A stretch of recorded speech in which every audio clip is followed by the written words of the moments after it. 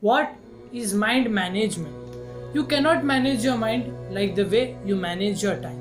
You can manage your time according to your convenience, according to your capacity, but you cannot manage your mind in that way. But there are few things of which you can manage your mind and divert your mind in a new direction, in a new journey.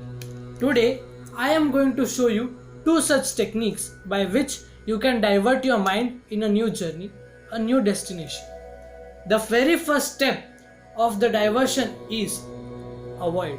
You all know the meaning of avoid, but the question comes what to avoid. You all avoid lots of things in your daily life. Basically, you avoid your parents' call just because you are with your friends. You avoid your clients' calls, office works just because you are with your friends. You avoid precautions given by the government. I am not talking about those avoids, but the question still remains what to avoid. There are three steps of avoiding. Firstly, avoiding negativity. Secondly, avoiding expectations.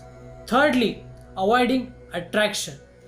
These three things are the main source of which your subconscious mind starts performing wrong things, bad deeds, and turn your positive mind in a negative source. Now the concept comes what to avoid. Primarily, avoiding negativity. It's very simple to listen, but to implicate, it's very tough. For avoiding negativity, you need a total set of positive surroundings, people with positive attire, your friends with positive encouragements, not only them, your own positive activities. One rotten apple can destroy all the 10 apples of a basket. Same way, one negative thought in your mind can damage your whole positive mindset.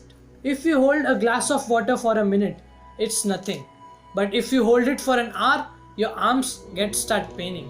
And if you hold it for one day, your arm get paralyzed. Similarly, one negative thought in your mind is nothing. But if it increases, it can damage your whole positive mind. Secondly, avoiding expectations. Each one of us expect infinite things, infinite works from each other. These expectations gives us so much pleasure when they are completed.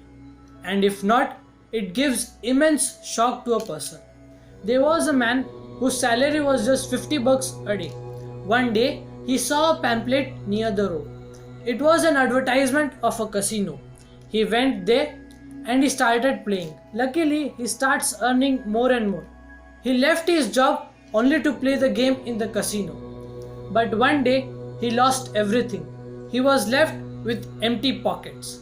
This situation became worst for him and he hanged himself. So, we should never expect anything. Thirdly, avoiding attraction. What is attraction? What is the difference between love and attraction? I am not talking anything about love, but attraction is the major problem. Attraction is something which makes you bend towards it. It can be anything.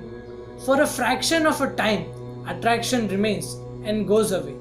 But during this fraction of time, your mind gets crazy about that particular thing for which you are attracted. In this fraction of time, you feel like that's the only thing responsible for your survival. But it's definitely not the truth. As soon as the time changes, attraction goes away.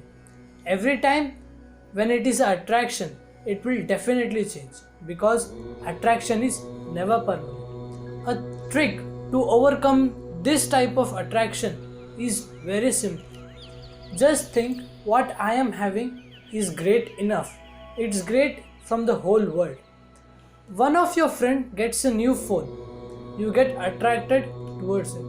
Whole day and night you keep on thinking about that phone. And you decide, I want that phone. Next day, your another friend bring another new phone. And you get attracted towards it again. So, don't think what others have. Just think what I am having. And be happy in that. So, avoid attraction. Now, the second technique is peace. Not the peace which you get after drinking 2 shots, not the peace after playing PUBG, and not the peace after getting 1 million likes on your TikTok video. Then what the question is, what kind of peace? Not the physical peace, but the mental peace. The peace which makes both your heart and mind run in one way. They don't show any attraction, any expectations, any negativity towards each other. They just want to find something. But what they want to find? They want to find the purity of our soul. And this purity of our soul is the real mind management. The concept is very simple, but to use in your daily life, it's very difficult. To find this kind of a peace, for me, I have just 3 steps. Firstly, help others. Secondly, be calm. And thirdly, find happiness in others' minds. These things will not only change your mindset, but they will also help you to find the purity of your own soul. And after finding the purity, these 3 things will not only change your mindset, but they will help you to find the purity of your own soul. And after finding the purity of your own soul, you will easily be able to manage your mind. And once you are done with this, you can be successful. Everyone wants to be successful in their life. But will that success matter if you're not mentally strong? According to me, if your mind is stable, you can win anything in this world. Because mind can run a life, also mind can ruin a life. So let's get started today and learn mind management.